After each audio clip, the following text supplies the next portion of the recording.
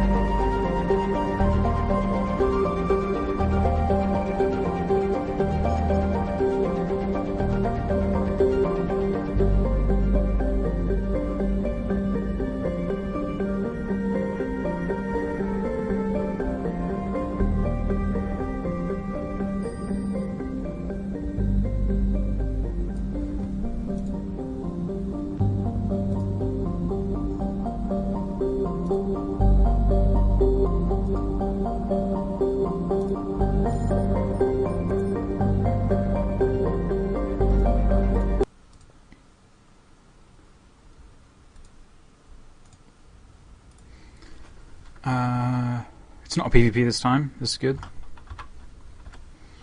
It's all good. This is Durham versus Sheffield. I believe Durham won last time, but don't quote me on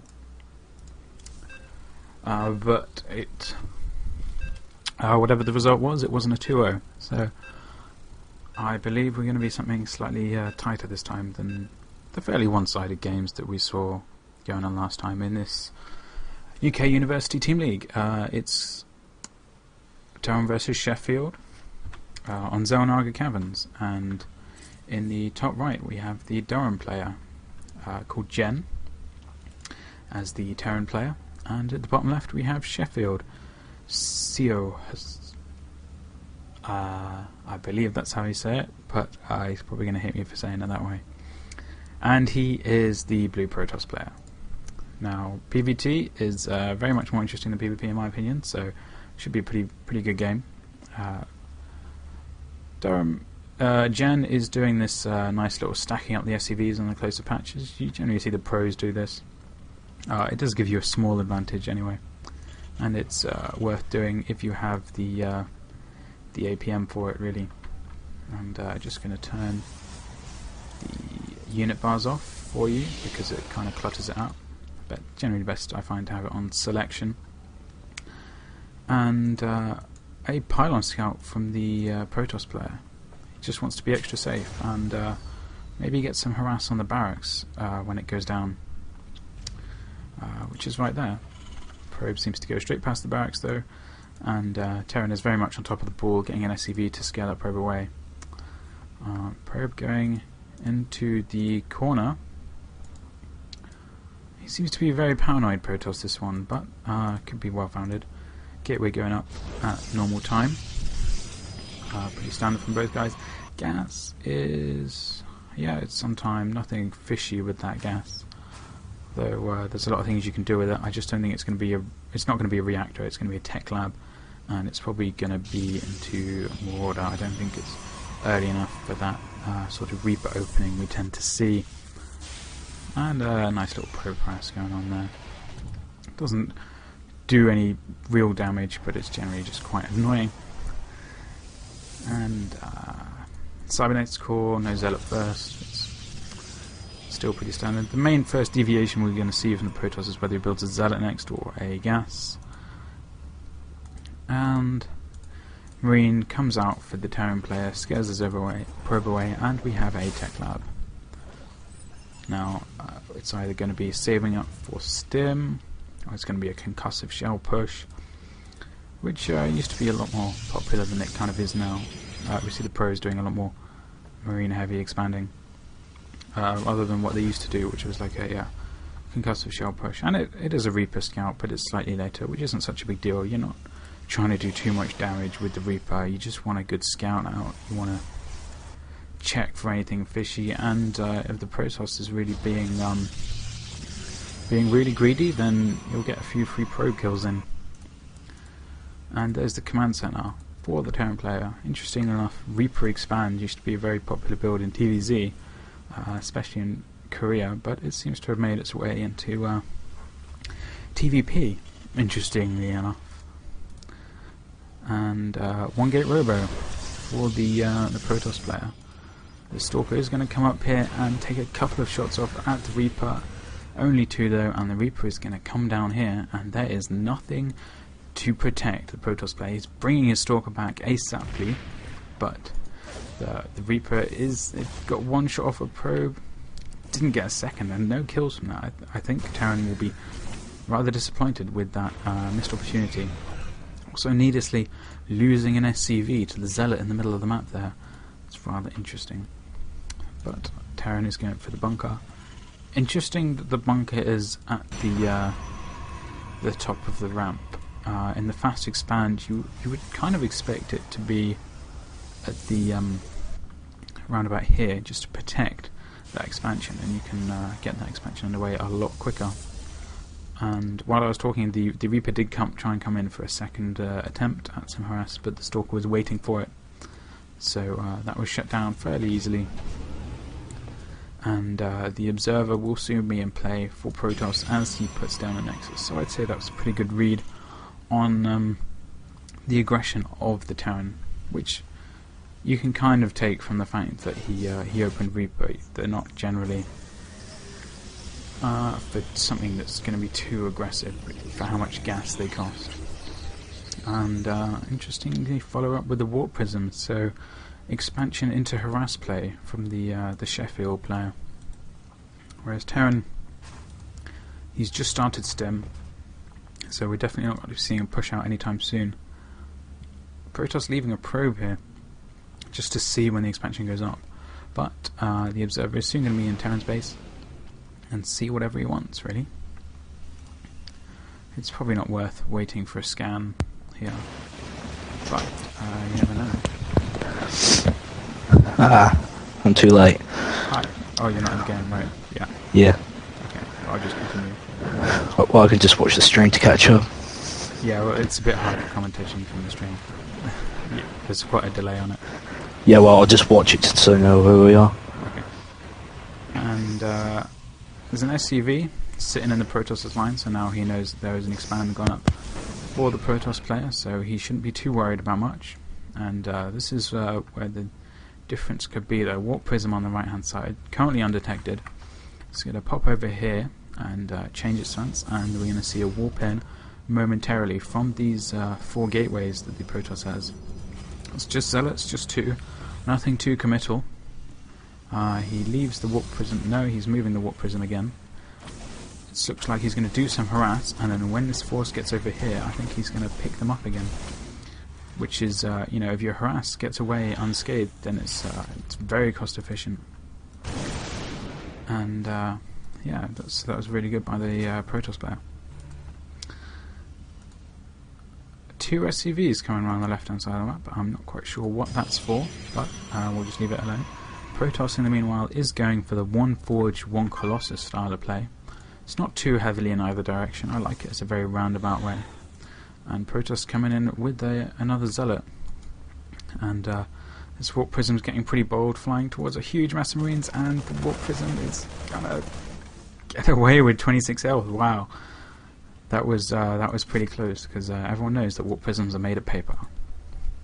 Anyway, Colossus started out for the Protoss. It has been grown up. It's a very safe build by the Protoss. I do like it a lot.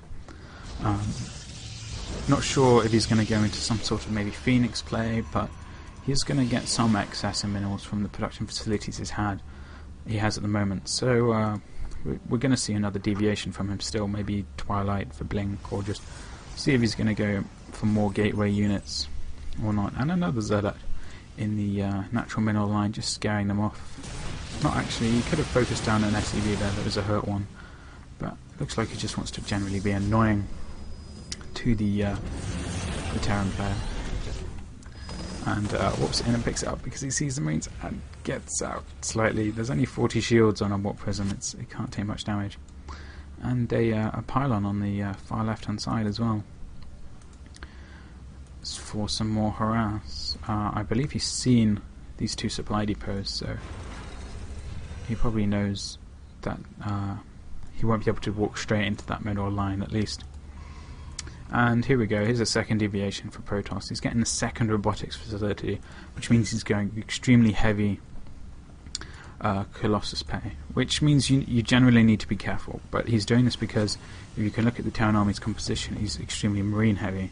And I'm not sure...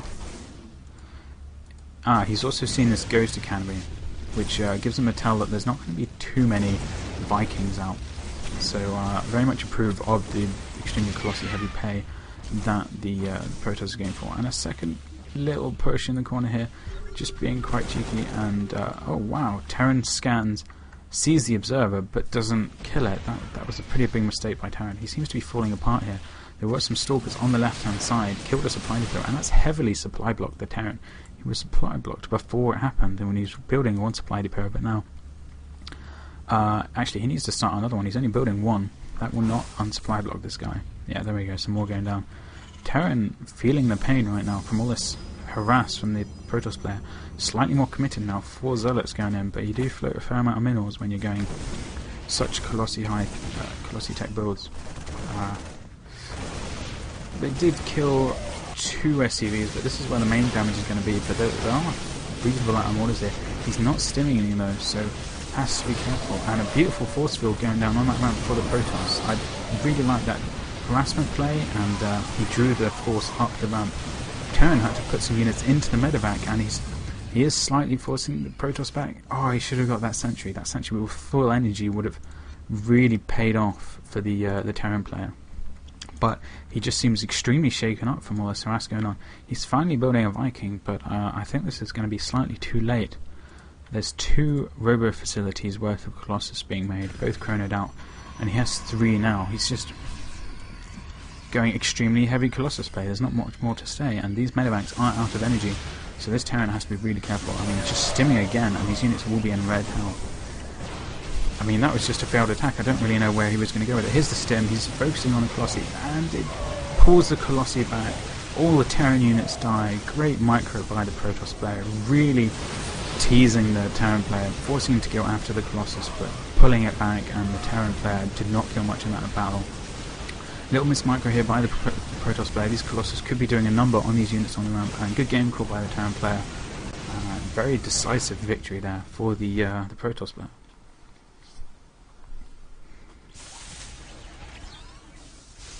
It's blue. It's Sheffield. That went up.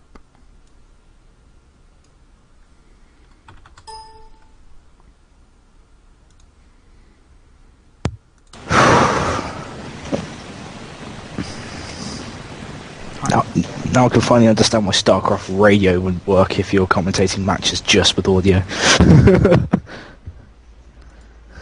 Yeah.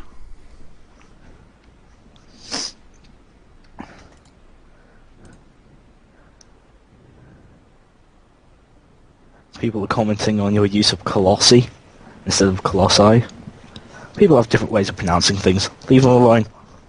Can you turn down your microphone a bit, please? Alright, hang on. I have to go into my settings for that.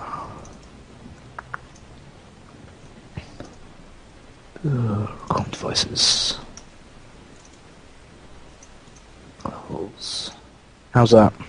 That's good. Cool. You got another game yet? We'll be shoot soon.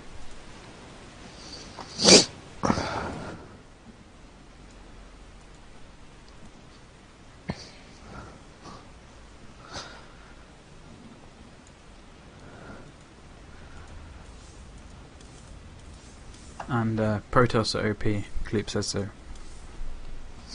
That's what see, it was a joke, dude. Yeah, I know, but you get people in the Battle.net forums who are like, "Oh my god, this race is so overpowered."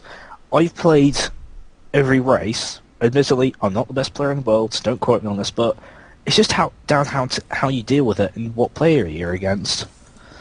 Yeah, but it was a joke. Chill out. I know. I know. Why are you on the Battle.net forums in the first place? I get bored. Since I quit WoW a few years ago, you know, I need something to occupy all my time. Yeah, but you won't get anything from the Battle.net forums. Believe No, me. I don't. I'll get a couple of laughs. That's good.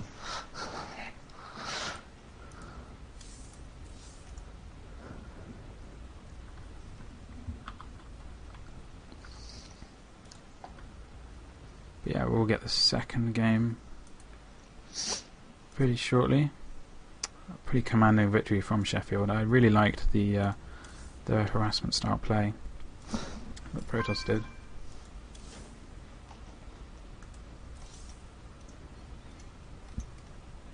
So, okay, got another game.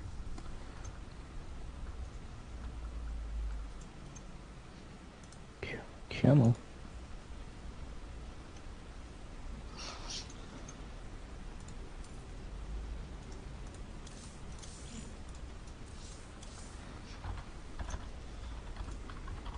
Oh, it says you're offline. Yeah, I had to relog. It was being... it was the wonderfulness that is Battle.net 2.0, you know. Yes, Why and how would we you all ever love that. want LAN? It's not letting me join the game. Ah, there we go. ZVZ, huh? Oh, yay! Zerglings and Bailings, my favourite!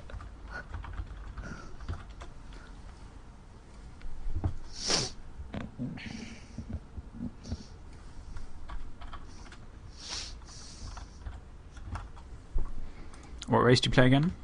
I play Zerg. I recently switched them after playing Terran. And I tend to just play with a couple of my mates as Protoss. We're going to pause the game. FYI. Are we? How come? Because they didn't want to go. Okay.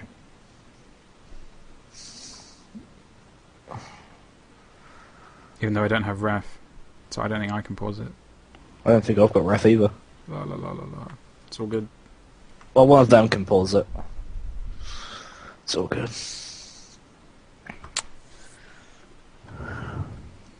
Well, no, they seem pretty content.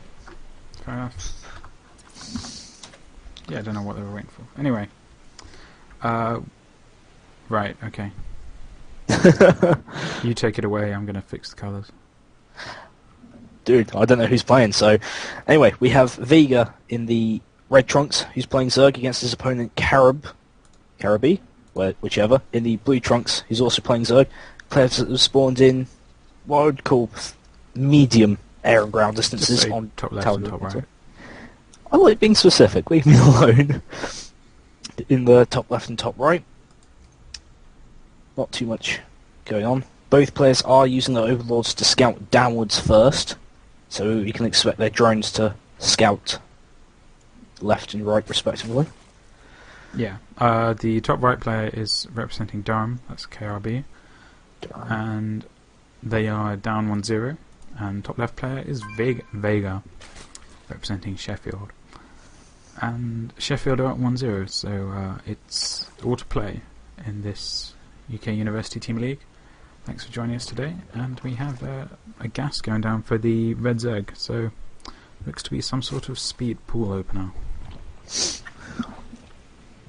What's your favourite build for this matchup then?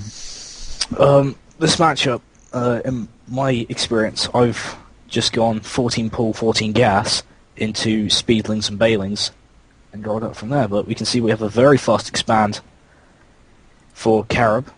Yeah, it was a 15 hatch, which you know isn't too uncommon in the matchup. To be honest, it's not as quite as far behind as you might initially think from the different timings of the pool, and you know it's 300 minerals for a hatchery. You'd think it would be very far behind, but it's not quite that bad. But it should be interesting. Vega is going to have to use the speed to his advantage to do a lot of economy damage. Hopefully, snipe a couple of queens to level the economy off again. But the pressure is definitely on him to do it now. You should have enough gas just at the oh, yeah, he's got enough gas for speed, and there it goes. It goes down. You can see Vega floating his overlord to Carib space, even though his drone's already scouted, so he wants to keep an eye on what's happening. Yeah, he has to be careful though, because I mean, fairly soon the queens will be out, and you definitely don't want to get supply blocked on the overlord. No. Me personally, I tend to build 2 overlords, one for scouting, but the other so I don't get supply blocked. Yeah, but the question is whether it's 100 minerals you really have. I mean, interestingly, a spine crawler going down. It was a proxy spine crawler for red. It got cancelled straight away though, so we missed that. We see Carib putting the Zerglings in defensive position. He will be able to stop these 2 Zerglings from having the poke, but they will be able to see this expansion. Yeah, it's interesting. 2 Zerglings versus 2 Zerglings. Red player takes control of the Zerglings, and he's now going to group them up. And now it's just a question of time. You know, is he going to go for this front, or is he going to try run by? Speed finishes in 18 seconds, in-game seconds, that is. We see Carib just starting his speed, but also sticking down a spine crawler on the right-hand side of this expansion, so he will be able to stop any pressure.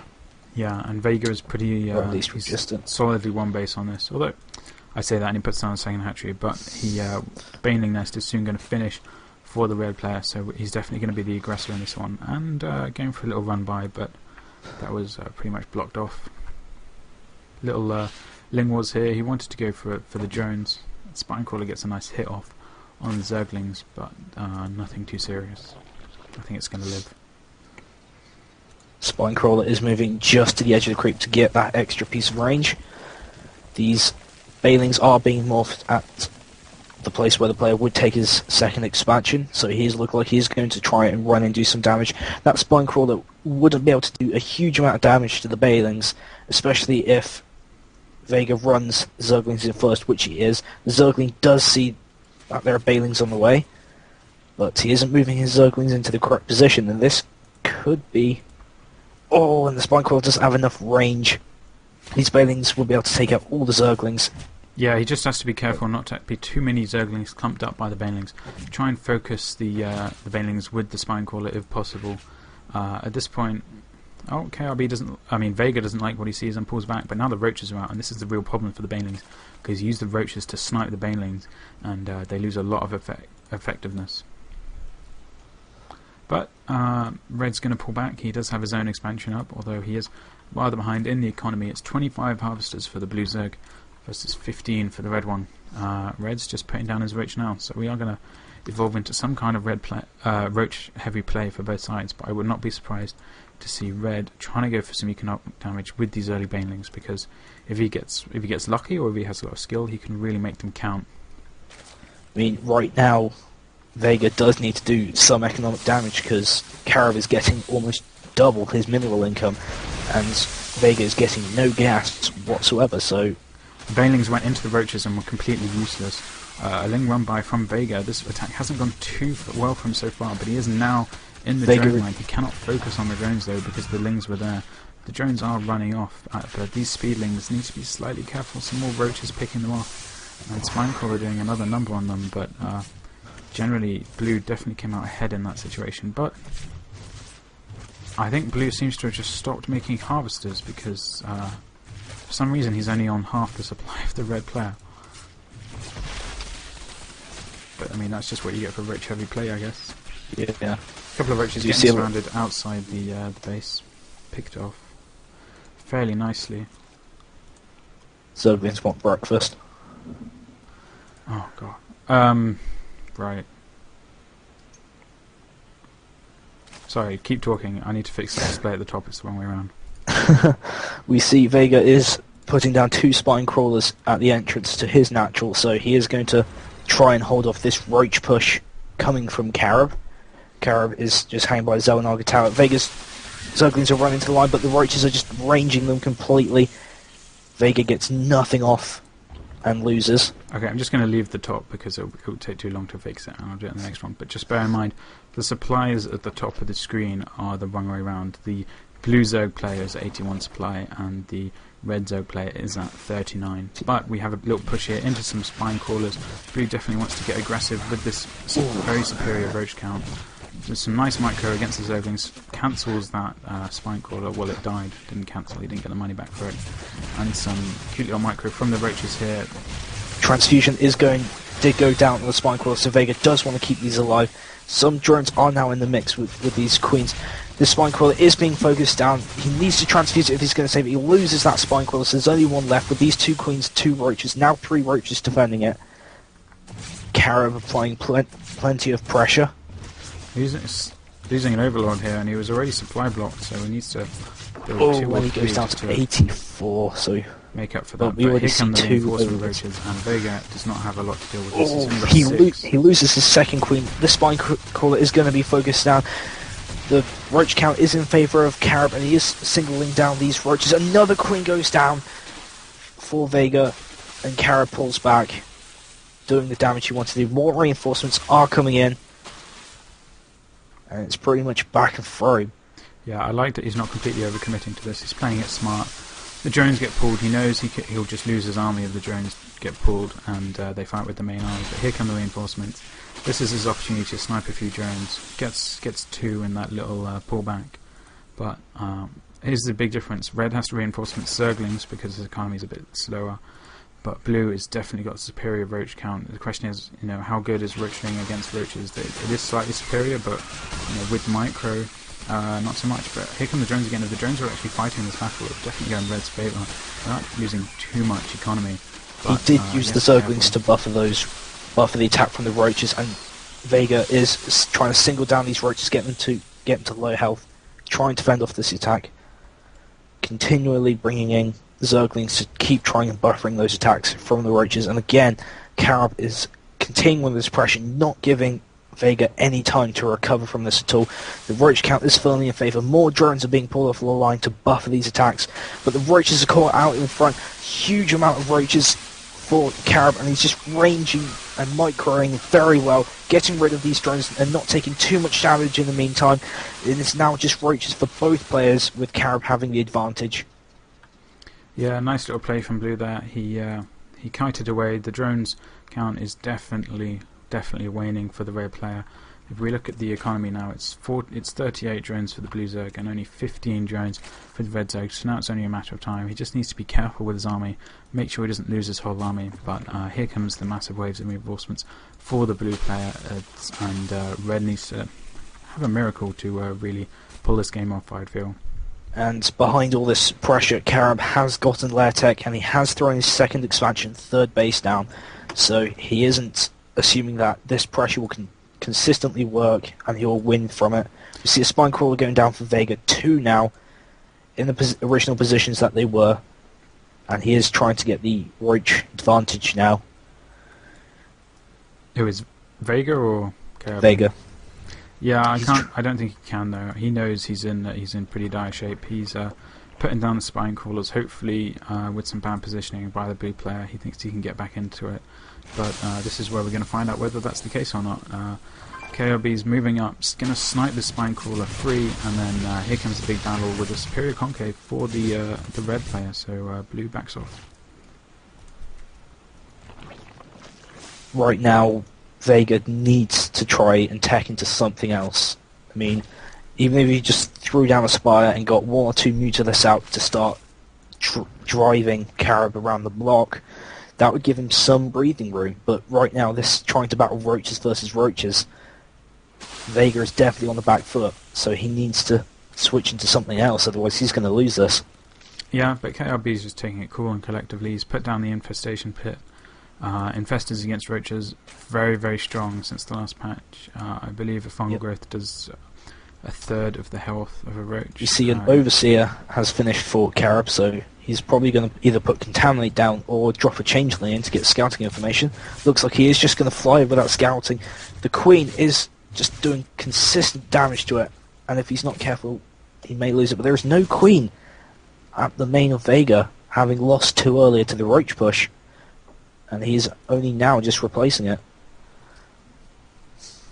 Yeah, he just needs to make sure there's nothing fishy going on. He doesn't want to be really surprised by any sort of mute attack, even though that's not really the best option for blue. It's still a possibility. Infestation Pit has finished, and pretty soon we should be seeing some infestors coming out with some fungal growths, and I believe that's going to be the side of this battle. Wed's tech isn't going too far. He's generally just been trying to drone and catch up, but we can see the supplies in the top right. Blue is on 142 and red is on 73.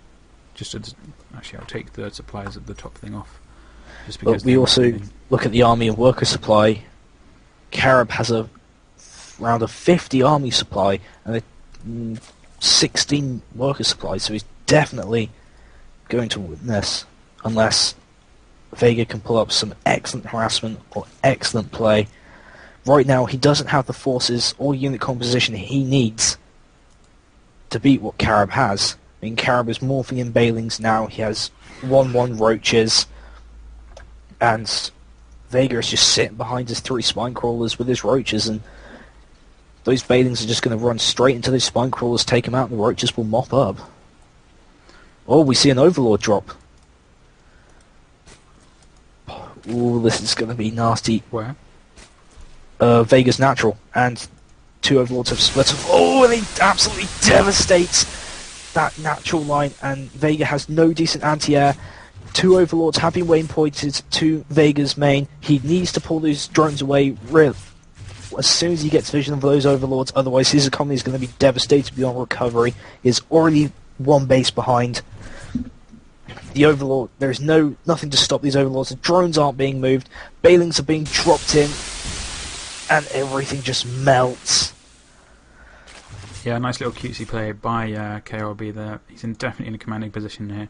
Vega really has no option but to push out. But no, he just calls the GG. He realises how far behind he is in tech and in drones. And he calls, good game, well played.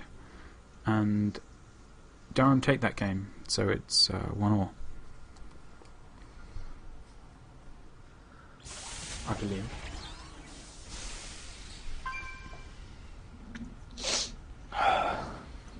But yeah, apologies for the overlay at the top. It was the wrong way around because they didn't tell me they were the wrong colours at the start of the game. But what can you do? You can be better. We'll be getting the next games up shortly.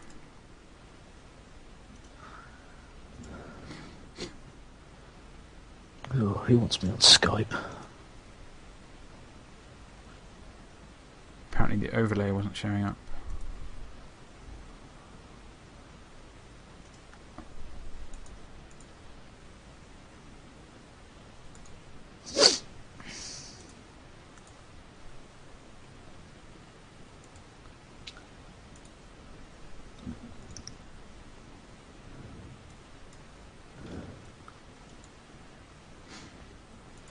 Why is this not showing up?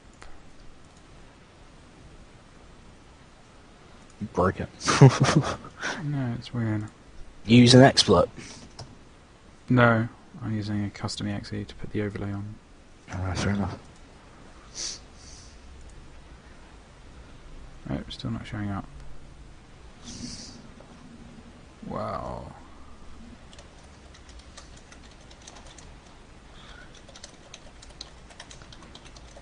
We'll just have to go without then for this one, and use it in the next. Use a different overlay next time.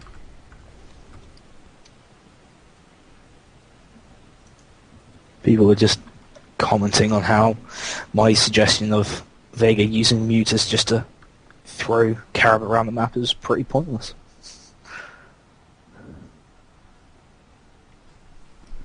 Yeah, Red was just in a lot of trouble there from the start. Yeah. He couldn't go mutas. I was just, the Economy. Overseer was probably just to check for anything particularly interesting. Like, Yeah. he was checking for the lair, he was checking for burrow, he was checking for infestors. He didn't really know for sure how badly Red's economy was, but it was pretty bad. I mean, near the end, Vega was getting an expansion in the bottom left of the map, but it was a bit too late. Yeah, well, he was just so far behind on drones.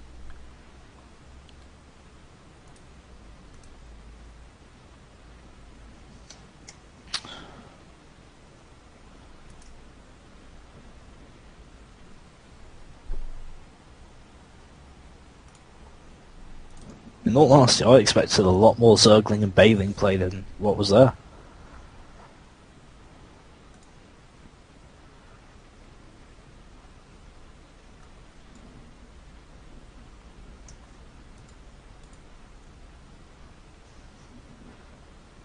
Ooh, you got another one?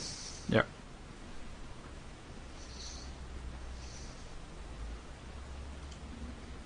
Metalopolis.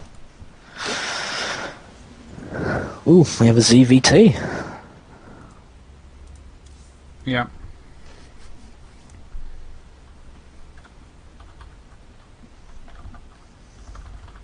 So it's 1-1. It's pretty good. I said at the start, last time Durham didn't lose 0-2, but I think they lost 1-2, which is good. It's always good to see them going to a fairly even game. TVZ for the first one, and we're going to have Sheffield in the red and Durham in the purple this time. I've been running an overlay that apparently the stream can't see, which is slightly annoying, but what can you do? The Hanks the Terran is in... Oh, god damn it. Is he in Masters or Diamond? I think he's in Diamond. Let me just check. Ugh. Yeah, do you want to check both their leagues? Yeah, I'm just doing that now. Hanks the Terran is in Diamond. Whereas what was that? Inferno Co? Yeah, we'll at least see him. Yeah. He's playing Zerg. And he is in, as soon as Battle.net decides to load.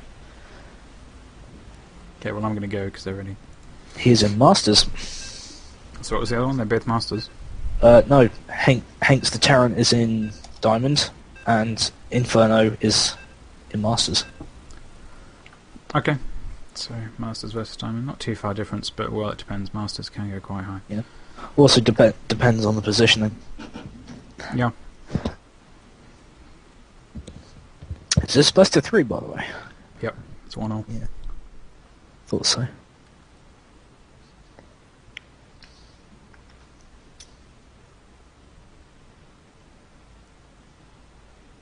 See who's faster computers, Zerg or Terran players.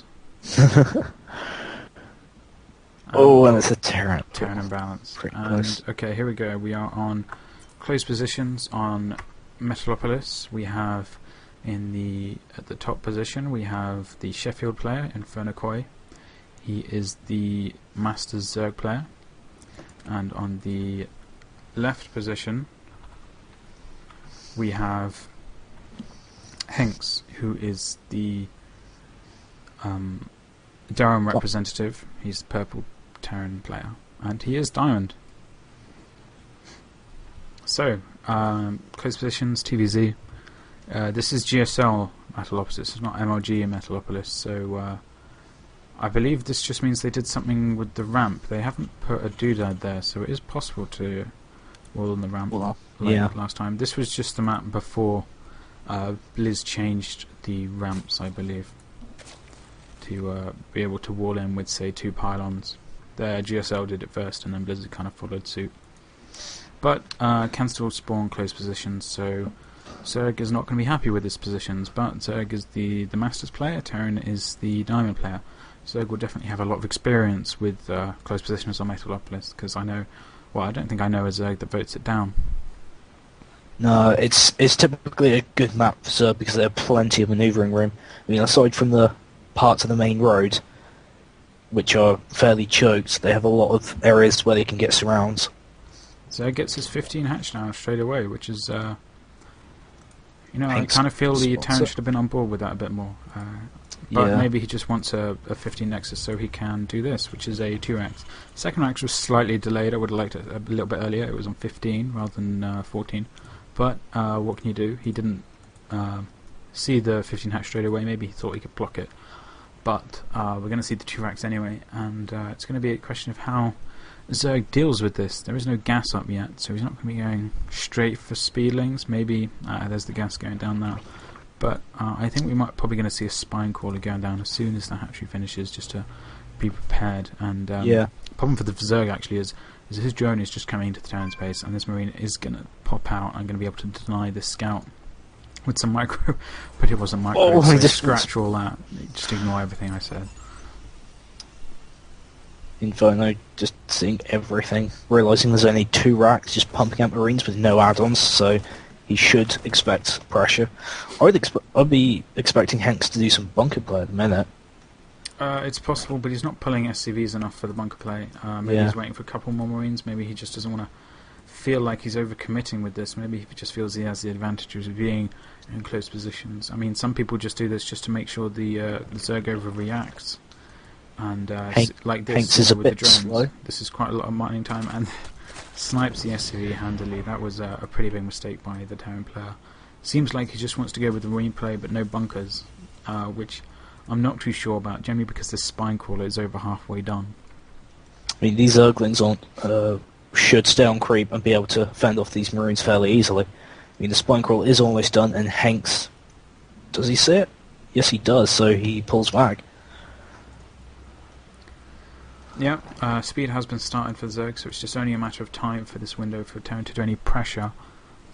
He seems to be losing it pretty bad. I mean, I think we're actually going to see an expand from him soon, because he's currently on 3 racks actually, so maybe not an expand unless he wants to do a slightly late expand, but in any case he's pretty much floating 300 minerals now, and he did have to do a extra special supply depot because he got fairly badly supply blocked. And if Hanks isn't careful, these Zerglings would be able to go past, but no, Zerglings are going to see if there's anything at the natural or not.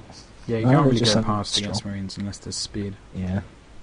And even then you're guaranteed to lose your Zerglings, so you have to rebuild them. It's kind of like, you know, do I want to slow down his econ slightly, because remember the Terran has mules, or do I want to just sit back and like remain threat and deny his scouting, retaining map control, which is pretty surprising on these close positions. But I think Zerg has a good idea of what he wants to do. I think he's quite happy that there wasn't a bunker play at the start, and he's able to drone up a fair amount and really do what he wants to do in this game. I'm surprised no bailing nest has been put down for Inferno, because he's seen that he only, his last scouting information that he only has 2 racks, and the only force composition he's seen from Hanks is barracks units, so bailings could do a lot of damage, but he hasn't clicked on that. Well, he's going to be relieved now, because there's an Overlord floating in the bottom right hand side of the base, and he's going to see the command center, so he knows there's nothing too fatal coming, and definitely no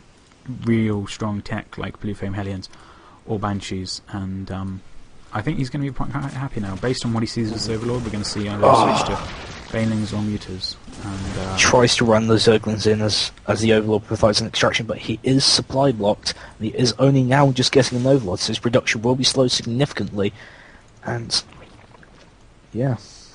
You can just sit on what he's got though, really. He's going lair. I kind of hope he doesn't go mutas, because going mutas is the kind of thing where as soon as Terran sees the mutas, he's just going to push out. We see a factory going down for Hanks, so we could see some Hellion play, or possibly him just going into Siege. Yeah, it could be Siege Tech, but we have full Geysers being used Oh, by and the Zerg player. Inferno may be able to pick off this Hellion, only loses a Zergling in the process. So 25 minerals for 100 minerals and 25 gas, that's a pretty good trade. Zerg just put down the Baneling Nest. I wouldn't be surprised if we see, as soon as this Baneling Nest finishes, to see speed going up as soon as possible. Because he can't really take a third unless it's a hidden one at the bottom right, and that's still very vulnerable against sort of Terran dropship play. So I think we're going to see a very too basey tech from the Zerg player. He knows that Terran wants to expand, you see, so he's probably going to try and bust it when it happens with lots of Banelings, lots of Zerglings, and I think he's going to be pretty confident in this, being a Masters player against a Zerg player. We do see Banelings being morphed. I honestly don't like how Inferno's using his Overlords. He's just clumping them up where it's waypointed at natural. He isn't spreading them across the map or behind his natural or main to get vision. So if a drop came from any direction, he would be fairly clueless until it's right on top of him. Well, I don't think he expects the game to go to drops, because he went in with his Overlord and didn't see too much tech, definitely didn't see a starport, and here we go with the Marines pushing in front.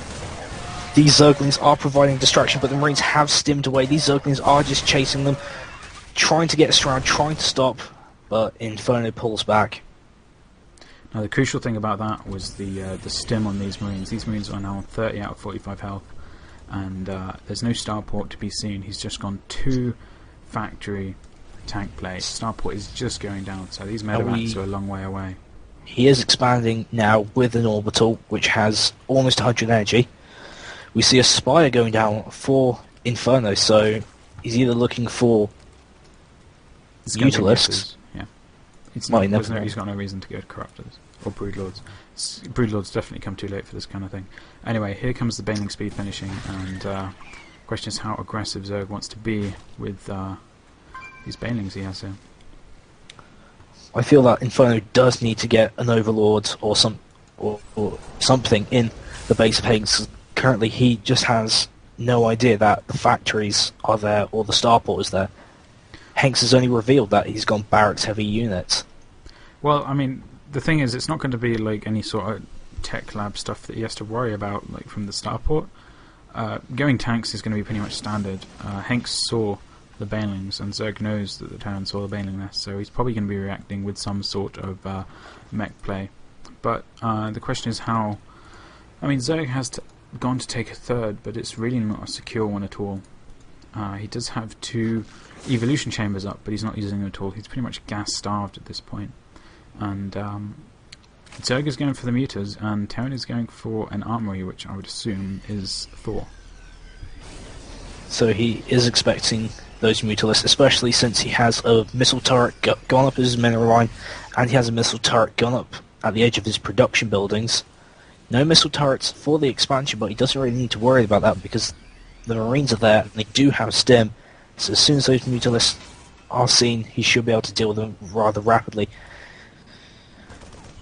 He does have 10 Mutalisks on the field, and the Marine by the Zelnaga Tower does spot them. So this could be fairly dangerous for Hanks. Some nice little harass here, taking out the SCVs doing those buildings, shutting them down just for a little bit, making sure they're delayed. Oh, he could take out this tank for free if he's micros very well, and he does. Marines are now pouring in, so Inferno does need to pull back before he loses any of his Mutalisks, because he can't afford to at this time. He has delayed those 2 other barracks and denied the tank. And a reactor, which is very expensive and takes a long time. Did he? Yes, he did. I missed that.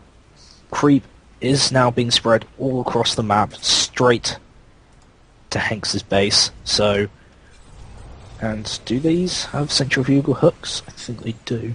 Well, the Banelings. Yes, they do. They have centrifugal hooks, so they'll be able to roll fairly quickly into the line. But with these siege tanks there, I'm not sure they'll be able to do that much damage. Yeah, the question is going to come down to how the Terran uses this nice little cliff that he has going all the way to the Zerg's base. Mutas are doing a bit of poke around, but Hanks has positioned his missile turrets in a really good position. Another command center is going down to heat, so he will be expanding either to the second expansion or even to the gold possibly, which could be risky. Terran is mining out in the main though, so he does need to do something. This third did get delayed by some pretty good meter harass, I'd have to say, by the Zerg player. He's killed about 4 building SCVs now while they were building, and Terran isn't responding to it that quickly. Reactor is just going down. A first thought is out on the field, but at the minute he is supply capped, so his reduction has slowed significantly. Yep, infestation pit going down for the Zerg player, very nice. He's gonna infested player on Marines is extremely strong now. Does so much damage. I mean, Neural Parasite as well. If Inferno gets his infestors into a really sweet spot, one Mutalist being picked off for free. But if Inferno does get his infestors into the right spot, he will be able to Neural Parasite a Thor or a Siege Shank or 2 and do some damage to this ball. And Neural Parasite units have to be manually targeted, so if Hanks doesn't click to that quick enough, if it is ever used, then it could be devastating. Yeah, you just got to be really careful, because Neural Parasiting a tank, you generally could lose the infestor. Yeah, we see getting the into the creeps range spread. of tanks, and tanks kill infestors really quickly. Some nice little creep stopping by the Terran player. It's not going to be too detrimental to the Zerg player. He was going to, he was going to lose it anyway. Zerg player, interestingly enough, is going to max out fairly soon. In the mid game, Terran definitely had the bigger supply, but Zerg, I think he's stopped producing drones now, or at least he should soon. He's at 87, and Terran is at 61. Behind this, he is double expanding, so he's taking advantage of the passive time Hanks is giving him to expand to more bases. Hasn't gone to the goal, which is pretty good. He's only stuck to the outer edges, so unless Hanks deliberately thinks something's up and scouts out there, he won't see them until the very end. Yeah, I know a Grandmaster Zerg that does that a lot in both matchups, like ZVP and ZVT. Like, once you start to max out, or at least your 4th and 5th bases, you just put them down. You don't necessarily have to think about them too much. They're just something there, even if they're just a distraction. Anyway, here comes the crucial push by Terran. Mutalists do spot it, and they are going to pull back. Tank's going to siege up just in time for the range. Zerg is slightly ready. Here comes the massive push. Loads of Banelings. Banelings are rolling in. They're not doing enough damage. Those Banelings haven't done anywhere near the damage he was looking for. This huge Marine ball hasn't suffered that much damage aside from the stim. Thor has been picked off, but so have all the Mutalists. Infestors are now out there trying to do enough fungal growth as they can. Siege Shankers at half health. The Zerg is in a lot of trouble here. He's remaking so many Zerglings, and these great fungals are probably actually going to keep him in the game. The Terran Marines are stint, and there's no medevacs to keep them alive, so reinforcement Zerglings are actually going to clean this up after what initially looked like a very failed battle for the Zerg player. And after that encounter, we can see Zerg at 134 supply, and Terran at 90, but most of Zerg's supply at this point, his army especially, is Zerglings, but he has the economy to turn them into Banelings and really do some damage back on the Terran player, who is mined out in his main and just on one base right now. I'm surprised he didn't use that time to expand behind it. Although that push failed, I would have expected that because he is heavily oversaturated. That is natural. These SVs are just scrambling over each other. Yeah, but the problem is, where can he go? I mean, if he flew his barracks down to the bottom position, which is where he's actually expanding now, the problem is he doesn't have air superiority. The Zerg have mutas out at the time. But anyway, here comes the second push from the Terran. I'm surprised he's not actually pulling SCVs here, because he's practically all in. He's nearly mined out. Terran's in a slightly better position. Only one Thor, but it's just Zerglings, and there's no Banelings actually, it's just Zerglings. These Zerglings will be able to... Siege Shanks doing massive amounts of damage, doing friendly on fire each other, just completely wiped out those Zerglings. Only a handful left. Excellent fungal growth has gone down, and Hanks gives it up. Sheffield winning over Durham 2-1. Congrats to them. In what was a very, I was quite impressed by Zerg's play. He didn't let the closed positions affect his play too much. He generally had an answer for the Terran stuff when it came out, although not too sure about the Terran's build. He did a very non-committal 2-racks, and I kind of feel he paid the price. Yeah. I mean, Zerglings against... many people don't really think that, But Zerglings are so useful when Terran has siege tanks, just because if he sticks them in a staggered line, all the siege tanks at the back will friendly fire onto the front, and so on and so forth. So even if your Zerglings are wiped out, you'll still do a significant amount of damage because of the splash damage. There's your fun fact for the day.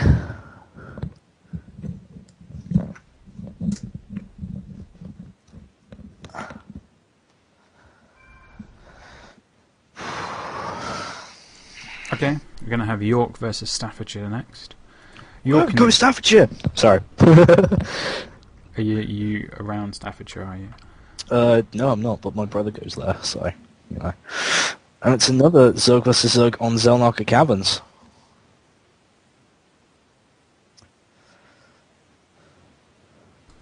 Yeah. Should be good. Got this right? So yeah, remember for me that York is red, Staffordshire is blue, because I don't have the overlay anymore. Annoyingly, the overlay is not showing up, which is weird because it was showing up last time. York is Vequeth? red, I believe. Did I just tell you York is red? Yeah, York is red, Staffordshire is blue. I'm pretty sure. Yeah. And You've put it in the chat, so I can just look you over can it. flick at the chat. I can't flick at the chat because then the chat sees me flicking at the chat, and then it's very meta. Anyway, in the bottom right position we have York player Dreaming.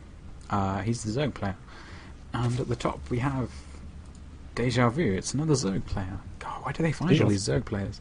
And Uriel is representing Staffordshire, and this is the first game of the set. It's best of 3. Interestingly enough, if you ever played with the UK scene and beta, this is pretty much going out to everyone out there. 90% of the players were Protoss. I played in tournaments where it was 5 rounds of Protoss and maybe a Terran in the finals. You know, like someone like the Muslim, and then you just get absolutely stomped. But yeah, I remember watching those games. So it's pretty cool to see lots of Aspirin Zerg players. You know, keep fighting, guys. Hopefully, we'll see some of you at the top. You know, I say this, but the winner of the ESL Pro Series UK was the winner of the ladder of the ESL Pro Series UK was a Zerg, but the overall winner was not. He was a Terran / Protoss. He kind of race picked. But anyway, enough about that. Zergs are pretty rare, so it's always good to see more of them in the UK scene. You see in Dreaming Europe in general, but gas going up for Uriel.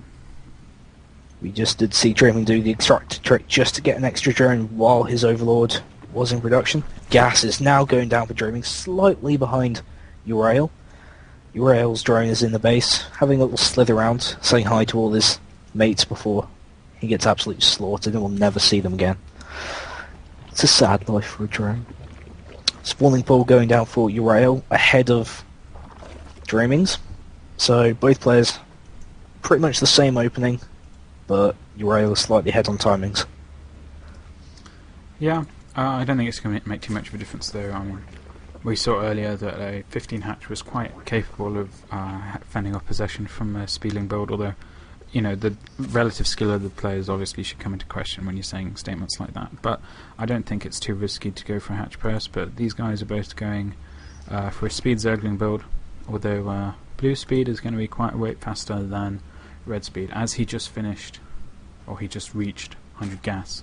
But he's actually continuing mining gas and starts his speed, so I think we're actually going to see Banelings from the blue Zerg player representing. Where's he representing? Red is York. Staffs are in blue. Staffs, right. I forgot the name of the uni, yeah. Whereabouts is Staffs? Up north. Oh, okay. Sorry, my geography's not good. I spent most of my life outside the UK. Anyway. I spent most of my life in my room. Okay. We do see an expansion on 21st, or 21st, 21. Oh, looks like he cancelled it because the Overlord is in position and he would see him. Bit back and forth. Make your mind up, Dreaming. What is he, half-wake? Ho ho ho. No, it's all good. Yeah, he just... I don't think he wanted to put it down until he was absolutely sure. These Zerglings do a little bit of damage. Gets them away. He needs to be careful not to pull them away too much. Anyway, yeah, Uriel decides to defy me and go for a Roach instead of Banelings, making me look bad. So thanks a lot, Staffordshire. But it's all good because Well, he's seen the expansion. He's obviously going to try and push this. He's going to be too late for this otherwise. There's going to be an Overlord pop soon. Oh, he's not actually started it. This is a pretty bad supply block for Urail, and it's actually going to really affect any early aggression he does, because, I mean, he's sitting with a lot of lava. He's sitting with 2 lava. He's floating a lot of money, and he is very, very much supply blocked. 2 Overlords about to come out for him, though, and he should relieve, you know, he needs to start spending some of that minerals. He did reach nearly 500 just then, but here we go. It's all gone into roaches. 5 roaches. Dreaming has gone down for his own roach warren, so it looks like we may see a repeat of Carib versus Vega. Yeah, but I feel the difference here is going to be, you know, the spine crawlers, whether Red feels the need to put any down. He's putting one down in his main, actually, rather than the natural line. Look how much damage this hatchery has. It's taken half amount of damage. Yeah. So we do see a push is coming from Urail, in the form of roaches and Zergling. Yeah, and he's actually going to lose an Overlord here to the Queen, and he isn't building another one. He's only 3 supply away from his camp. He hasn't started another one. So this is going to be a pretty disastrous supply he block. may get away with it. No, he doesn't. And here we go. Nice he may be able to catch that spawn crawl out position, but the Zerglings are trying to swarm him around. Zerglings to pull off. They're facing him again. Spawn crawler does manage to get in position, though, only taking a handful of damage. Time is quickly running out for the blue player to make his move. These spine crawlers, he was focusing one for a second, but it's finally finished, and these roaches are suddenly in a lot of trouble. He does kill some Zerglings, but he's losing so many roaches that this isn't really worth it. Second spine crawler finishes, and blue has to get out of there. Zerglings reinforcements come in, and blue is in a lot of trouble. He's 10 supply behind, and 10 supply is a lot when you're only at 22 versus 32. And behind this, he has expanded, so he was hoping to apply a lot more pressure than he did. If Dreaming is just charging forward with these Zerglings, and he would be able to take out his hatchery. There are no units out on the field. Urail's suddenly going into panic mode, but he's just droning up. There are no units currently in production. Cancels the 2 extractors, and looks like he's just going to give up this hatchery. 2 spine crawlers have gone down. No units still in production for Urail, so these Zerglings are just going to charge in and utterly decimate this mineral line. There's only this is game right here for blue. It's kind of interesting. This situation reminds me a lot of Broodor. Mass speedlings versus someone going for a spire, and someone tends to build lots more speedlings and just destroy the economy. And if you look, blue has a massive 2 drones, and he's about to lose the Queen. And good game for blue. So York takes the first game in a very convincing fashion. Well, I wouldn't say convincing. I think blue kind of overcommitted with his roaches. I would like to see him go up the ramp, like reduce the surface area, but at least get away from those spine crawlers when they finished. Bob in chat has just said, I think he's taking lessons from Hydra. Under pressure, drone up. God. Have you seen how much Hydra is charging for lessons these days? Yeah, but he can, because he's not charging, like, he doesn't want the business, but he appreciates there are people out there that have that much that want to pay for it. So, I mean, he's perfectly within his rights to charge £300 now, $300. Some people just have that disposable income, you know. It's totally up to them how they spend it. I just wish I could charge £300 an hour. I wish I had disposable income. But yeah, good game. I can't put the university names in the overlay, I'm afraid, Azangi, because it's not showing up. I did it last time and it worked fine last time, but it doesn't want to show up this time, I'm afraid. But in the VODs, I'll definitely make sure it's all clearly labelled. And Joe Eagle in chat is going to hopefully answer, stay there and answer who's who. Which team? Nerf Bat SC. You said you want coaching from Spanish. Well, he's actually been on a Day 9 daily where he talks about his build, so just go there, check it out, and you should be able to get some useful insight from it. Yeah, he also coaches at hotkeyit.com. Yeah. But that's not who we should be plugging. We should be plugging Mr. Toto Wiskett, who has very kindly put up the £500 for this university team league, and you can see You should be able to see a little overlay in the bottom right hand corner, Yep. where you can find more about him. Interestingly enough, this map is MLG Shattered Temple, so for whatever reason you can't spawn in close positions on Shattered Temple, but you can on Metalopolis. I'm not quite sure where that comes from, but whatever. I Anyway, think that's because we had the ESL or GSL version of Metalopolis. Yeah, but I where assume they that spawn was close positions. that was what was picked by the MNs. Yeah. Anyway, we have Garash on the left-hand side. He's representing the University of Staffordshire. He is a Protoss player. And in cross positions, we have the Validator. Interesting name. He's representing the University of York, who are currently 1-0 up in this match in the UK University Team League. Thanks for tuning in, and hope you enjoy the games. This is the final set of today, just in case you missed that in chat. And again, as Vequeth said, shout out to... Sorry. Whatever, okay? You're never say, talking you about gotta say it that. right. But yeah, shout out to Total Biscuit and the Cynical, well, aka the Cynical Brett, for putting up the £500 prize money for this tournament. It's also So worth everyone go- noting that he's not just putting the money up, he's generally being very supportive to the UK scene. If you've ever got like an event going on, which is UK only, if you you tweet him and you say retweet this please, he'll be perfectly happy to, and he has many followers on Twitter. He has a very big following, so we're very lucky to have him in our corner with developing the UK scene. So big props He also to Total Biscuit. he also has his YouTube channel where he does his own casting from time to time. He also does a daily ladder stream, which you can watch.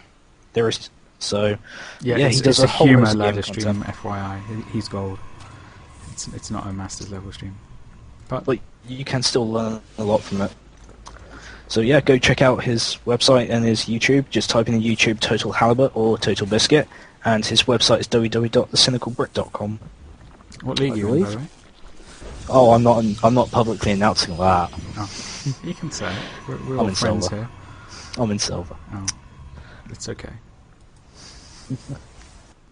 Anyway, the Validator is going for speed first build. I'm curious to know if he would go it, considering it's an MLG Shattered Temple. People just need to bear that in mind, that if you're playing an MLG map, you can't spawn in close positions. But he did see, maybe he was watching the stream earlier and saw the Zerg play the Terran on close positions and just thought that's this, the section of maps we have. But these are all things you generally get from tournament experience, so it's always good to see the inexperienced playing in tournaments, because you have to start somewhere. And I'll definitely never begrudge seeing a lower ranked player in the tournaments I place. I mean, obviously I'm quite happy when I get matched up against like a diamond player or a platinum player, but it's always promising to see them there. Validator is now placing down his expansion after chasing away the probe, well, destroying the probe, which was denying it. Yeah, it's pretty standard for this build to generally put your hatchery down at about 21 supply after making 4 Zerglings and starting speed. It's Second safe, gas. and Sorry. The pros do this a lot. I mean, especially people like Morrow, and you're really not that far behind the 15 hatch once you get like the faster queens out and all that, and it's generally a lot safer, especially if you're worried about, like in this case it's a best of 1. You see it a lot, because if you're 15 hatch and you make a slightly greedy decision, then something like a cheese like cannon rushes or proxy gates can ruin your day, even though we don't really see proxy gates anymore. Well, we will when the patch comes out, probably. No, they changed it. Oh, did they? I need to go look at the patch notes on. Yeah, they while I previously made Walkgate 40 seconds later, it's now 20 seconds later, and they took the reduced build times off the Zealot and the Stalker. It's only on the Sentry now. They also slowed the Infestor slightly, but Zerg players are generally quite happy about that, because they were more worried about Infestors. Like when you one-click move your army, the Infestors go out in front and they all die. Yeah. We see 2 more gateways going down, so we could see a 4-gate push coming from Garash, as there is no expansion going down, which you would expect with 3 gates and a core. So with these 4 gates, he should start applying pressure. But there is a bunch of Zerglings hanging around at the Zelnaga Tower, just chilling, admiring the view. So he will be able to be aware of when a push is coming.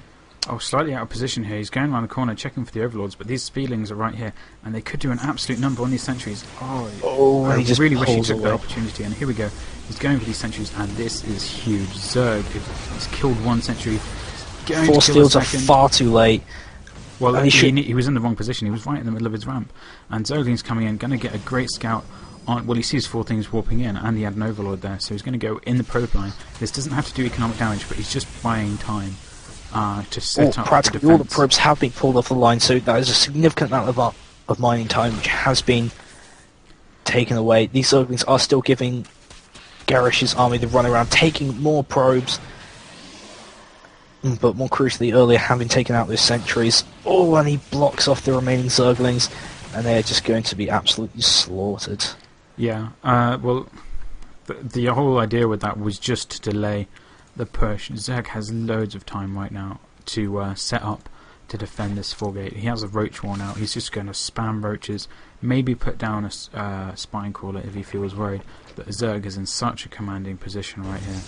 And here comes the Protoss' push, but he only has enough for one force field, so he's going to have to put that on the ramp. And it's really not looking too good for the Protoss right now. Although I'm slightly concerned by the fact that Zerg is still slightly droning, and finally got a spine crawler going down. I kind of feel like Protoss needs more urgency in this. Push. Sorry about that. Sure, good. We do see roaches are out on the field, so he will be able to counter these stalkers, and they aren't significant enough to drown these roaches either. We do see more queens are out on the field for the Validator. He's pulled his queen from the main, which is interesting, so he is expecting a push significantly. We do see a pylon placed down for Grash, so he's going to try and continue out this pressure. Oh, terrible those force fields there. were They wasted. don't actually counter anything, and he's only got one left. He's finally got a Garden Shield out, which is pretty good, but Zerg is just spamming units right here. It's Two more really not sentries are looking being comfortable walked in. for the Protoss. You really want this kind of unit about 2 minutes to go, going into the Zerg's base, and he's in a lot of trouble right now. I'd be surprised if he commits to this, seeing how much army the Zerg has. Taking a few pot shots off, trying to take some units free, not really wanting to go in there too much for fear of damage. Another spine crawler done for Garash. Oh, and he manages to force field those roaches, but only traps one and takes it for free. Not a huge loss. He needs to be a lot more careful with these force fields. I'd be concerned if he was actually playing with a fair amount of lag right now. This is the sort of force fields you see when you see like a Korean player playing a European or an American player. Anyway, here comes the push from the Protoss, snipes out two of the sentries at the throat. It does a nice amount of damage and pulls back. These roaches are going to do an absolute number on these units. Zerg is very confident about this push. Spine crawlers have repositioned, so they are in range of the front line. These roaches are just continually hammering on these stalkers. There are any stalkers left, no sentries, but the roach count has lowered. Transfusions are going down for the Validator, so his units are back up to full health. Yeah, Garrosh is going to have such a bad time applying pressure. It's also worth noting that he has expanded behind this, but his work account is still, it's nothing worth boasting about, and he's just on stalkers now, whereas the Validator is going very roach heavy, and he's reinforcing with zealots and sentries, which is kind of surprising. I mean, the times for sentries is over. I'd really like to have stalkers, and see them kiting rather than force fields, and Burrow is soon out for Zerg, and force fields are pretty useless then. Nice little run by the Zerglings here. They have the superior speed, but they took the long way around. I mean, again, another advantage of having Burrow is, aside from giving the roaches more regenerative capabilities, if Goresh manages to get into the Validator's mineral lines, he can just, if Goresh is no observer, he can just borrow his drones and take no economic loss aside from lost mining time. Yeah, well, it's that, and we see a lot of pros recently. Pros, not probes. I do apologize. They send some roaches, and Idra's making great use of this. He'll send some 4 roaches in the back of your mineral line. You'll send your units over there, and he'll just burrow them, and then 4 more roaches will show up at your other mineral line, and it's incredibly difficult for Protoss to do. I mean, he does have a forge up, but he has no. If Zerg would be so inclined to do such a thing, then Protoss would have a hard time with that. I'm not saying that he will, though. It looks like he's going to be a lot more direct and Infestation Pit is just finishing for the Zerg player. I think we're going to see a couple of Infestors pop out. When he has enough for a couple of Fungals, we're going to see a very Roachling push with Fungals on the Stalkers. Because when Protoss left, actually, he only had Stalkers. So Zerg is pretty much assuming that he'd stick with that. But we do have a Robotics facility going up. Question is whether it's going to be Colossus or Immortal. I would expect an Observer. Well, after the Observer, yeah. Oh, yeah. But... yeah, I think because of the heavy presence of roaches on the field, I would expect Mortals. Oh, he's gone for Observer first. Another... oh, so he could be going into Colossi because the Robotics Bay has gone down. But at the minute, I don't think he will be able to support Colossi if the Validator decides to push, but the Validator is deciding just to pull back. But he has no idea about the Robotics Facility or the Robotics Bay. I love this play though by the Zerg player. He's going for the Nidus network and Hydras. We're going to see a very harassment-based play into taking the third. He's got an Overlord flying to the bottom left-hand side of the base, but Pylons are going to see what's going on there. And this great Overlord positioning at the top left is going to see these rocks going down, so he knows Protoss is aiming for a third right now. An Overlord is moving into position rather rapidly, so the Nidus will be able to be deployed as soon as it's up. Did you just say an Overlord was moving rapidly? Don't you know they're yeah. snails?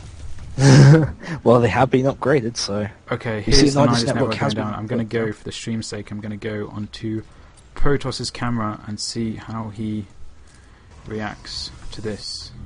All his army is at the front. He's just expecting a push from the front. He's still, even though the pylon's right there, he's going straight into his main mineral line. All these units are having to work around the funnel straight up to the ramp, but a huge amount of damage has been done. And again, he can just pull back and run straight into that Nidus network if he's faced with superior numbers. Extended Thermal Lance is being researched. First Class I is almost out, but the damage is done. Nexus in the main has gone down, and all of the Validator's forces retreat into the Nidus.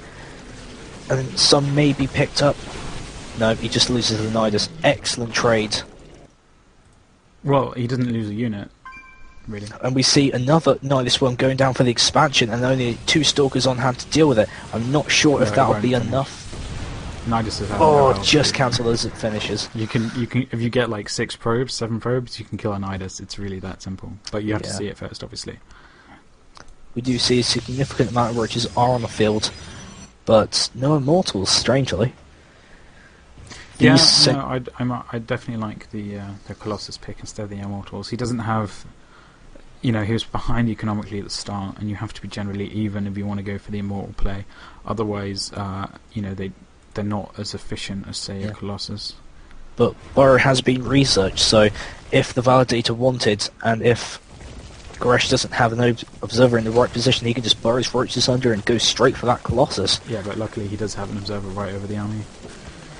Anyway, here comes the little push in from the Protoss player. It's going to be interesting to see the force fields. He does have about 4 sentries with full energy, and force fields are going to go down, but they're not actually splitting the army up. There goes some sort of split. Hydras are at the back, but there's still like 80% of the Zerg's army is doing damage, and they're just ripping through the Stalkers. He's going to go for the Colossus now. Colossus going down really, really quickly, and these Hydras are going to absolutely rip through these gateway units. Protoss has to run away, but he's going to lose so many sentries, so many units, so much tech. 20 roaches in production for the Zerg player, and this is a very commanding lead. He should have pulled out of that way sooner than he did. He's lost a significant amount, and he has barely anything to fall back on aside from that Colossus, which is out. But these Hydras will prove the difference, especially since the Stalkers are primarily in the force. Validator isn't feeling it, he is pulling back. More roaches are streaming in across the map. That Observer is still viewing everything that is going on. Yeah, so he's viewing everything, but there's not much you can do about it, Yeah.